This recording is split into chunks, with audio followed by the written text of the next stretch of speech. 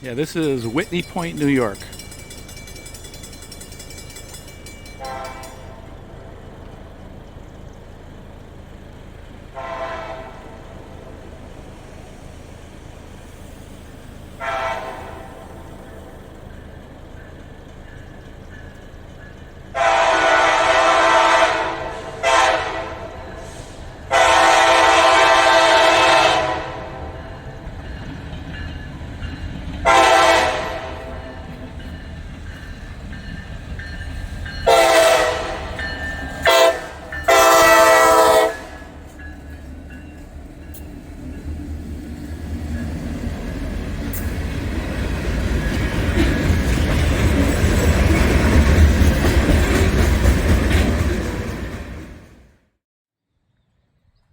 Yeah, this saw again. So we've had kind of a rocky start to our time with this saw being a brand new saw. Some of it's my fault, and some of it's different, and some of it's its fault. It's a combination of the three. And fortunately, I have a person who I know who understands these saws a lot better than I do. Came down on Saturday and helped straighten some things out. The first thing is I was spinning on that high speed, getting nowhere fast, because I guess it's a single D style carb adjuster, even though the other side is a screwdriver. Now, I thought I was on it. I thought it was actually doing something, but it wasn't. I was not getting what I was looking for to lean that carburetor out. And Ricky came down, spent some time. It runs better. The question is better enough to turn the emotional tide in its favor for me? The second thing is this switches, that's off and that's on. And for whatever reason, the way I started, I kept kicking that darn thing off. So I think I'm going to take that switch and turn it around. And that's probably cost me a few tugs and pulls where I'd kicked it off and hadn't realized it was off. So that's been an issue as well. And last is that muffler does plug things up quite a bit as compared to his saw, which is identical to that saw, except for the muffler, and I'm sure he did other things. It's what he does. That saw there vibrates and is not very much alive, where his saw feels very much like one of these. Yeah, I was quite impressed. His saw ran really good. So the bad news is mine's not there yet. The good news is it can get there. And if I can accomplish that, learn these things, trying to teach an old dog new tricks, then my opinion will go much more in the positive side of things. But the places I've had issues, again, could be my fault. It could be the saw, is the restarts more than anything else. And I'm going to speculate that part of the problem is I kept kicking it off. So I want to spend a little bit of time today and do a little bit of work with that saw on the wood pile, do some noodling. It's a really hot day. And if it has a systemic issue with things like vapor lock, we're going to find out in a hurry, because it's in the high 80s right now. And but without further ado, let me see if I can review where I'm at so far. We went through a more complete review last time, and at that point in time, I let it stay rich because it still pulled pretty well. I was getting some stuff done with it. I was annoyed at how hard it was to reinstall the air filter, and that was a bit of a negative. And of course, I had a hard time getting it started after it had been shut off for a few minutes. But it looks cool, and it's a little on the heavy side. It vibrates a lot more than I expected it would vibrate. So those are the downsides. The upside is I see a lot of potential in that thing if I can figure it out. You know, I'm probably going to modify those bucking spikes a little bit. That's a little too aggressive, kind of like I did on, well, not this one, but one of my other 5.72s. And the power to weight potential that saw has is pretty impressive, actually. So, and it's got a lot of people who love them, you know, and I want to work towards being one of those people. And so that's going to be the challenge. It looks cool. And I've had to work with a little bit different chain length. Although I can run the Husky bar and chain, it's just projected out a little further than I like. Where when I went back to the Husky mount, but I used a 92 instead of a 93, one link less chain than typical on a Husky saw, it seemed like it fit better. That's what I have on there now, is a 28-inch bar with 92 drive lengths. It's the whole form of chain. It was cut a little bit doggy last time I ran it, so I put a file across it to see if I can make it cut a little better. And so the things I'm going to try today is just get it warmed up, take some cuts. I want to see if it starts and restarts, what kind of effort that is. And then after I get it really warm, I want to see if I can restart it. That's the kind of thing I'll be looking for, you know. And if it does all those things well, then we're going to continue on with the evaluation.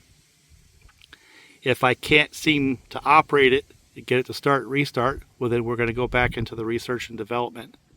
That's where I'm at.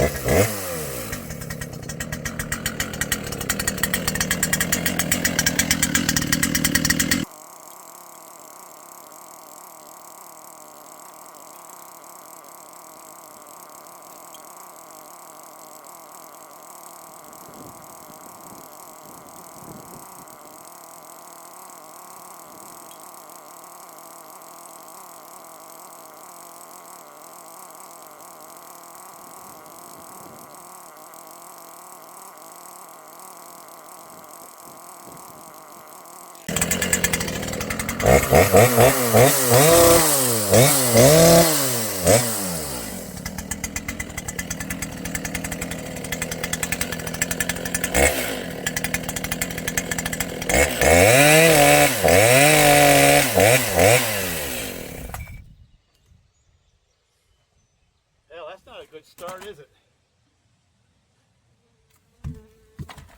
We'll see if it restarts.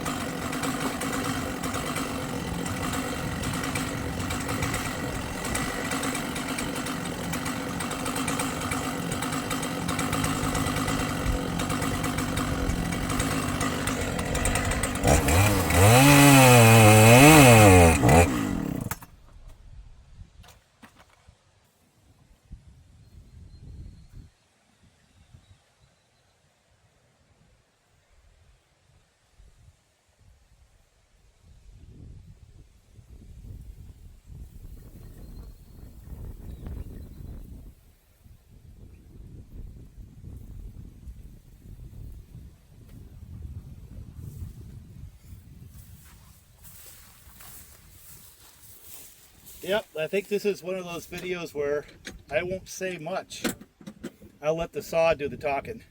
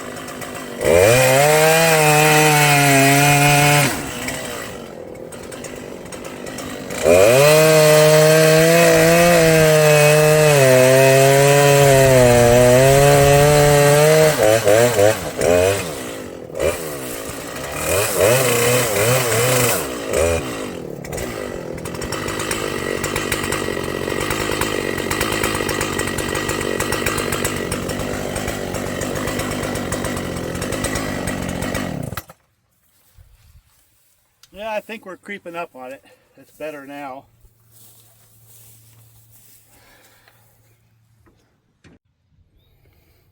Well, interesting enough, as soon as it cooled down, it tightened right back up. So I didn't have to do anything with this. It wouldn't turn anyway. I mean, I literally can't turn it. That is just jammed tight. Which is another issue I have, is that chain adjuster isn't for crap. So anyway, as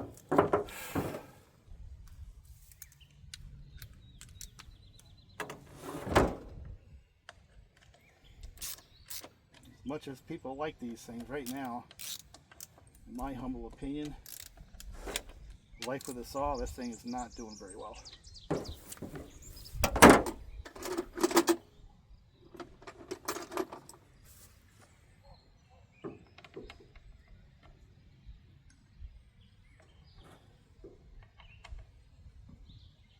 Of course, the straight chain stretch has got nothing to do with the saw. It has everything to do with the chain.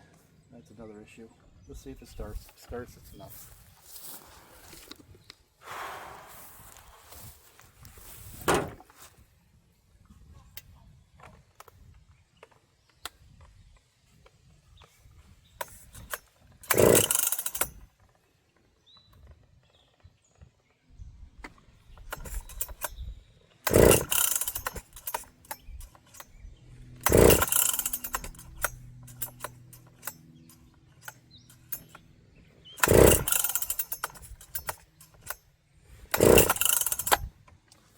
Alright, it is turned on, high idle, decomp.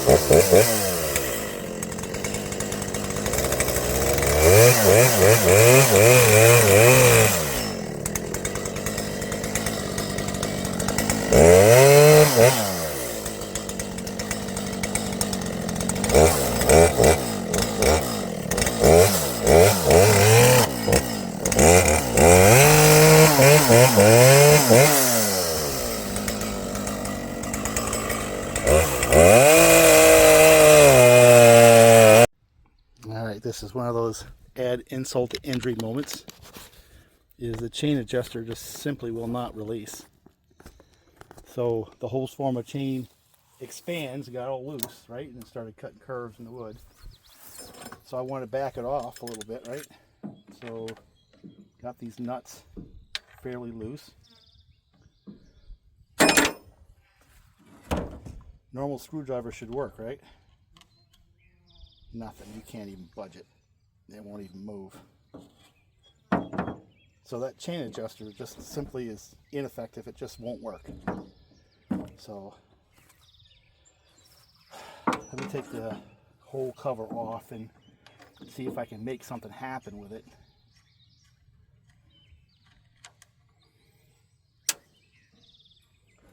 But this could be the greatest cookie cut saw in the world for the price, but if you can't live with the damn thing, do simple tasks like adjust the chain and get it to start and restart. To be honest with you, what good is it?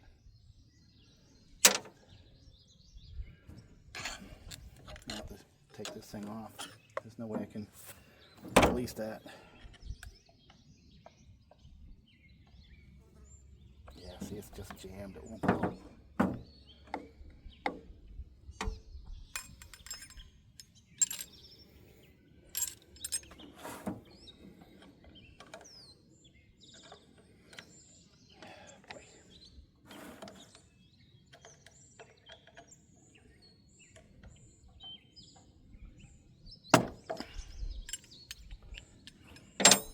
Nope, won't move.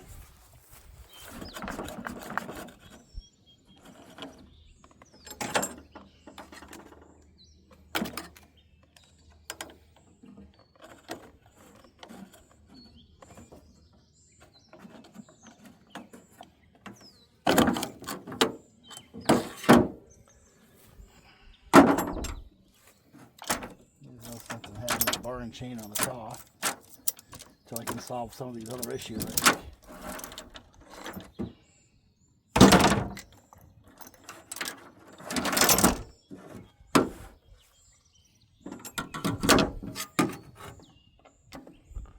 There, so now it goes. It just can't handle any tension at all.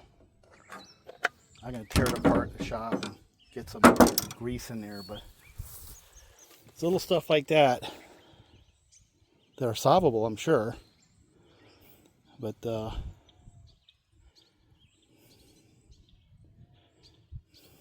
basically make your day a little bit more frustrating. And that's what I call life with a saw.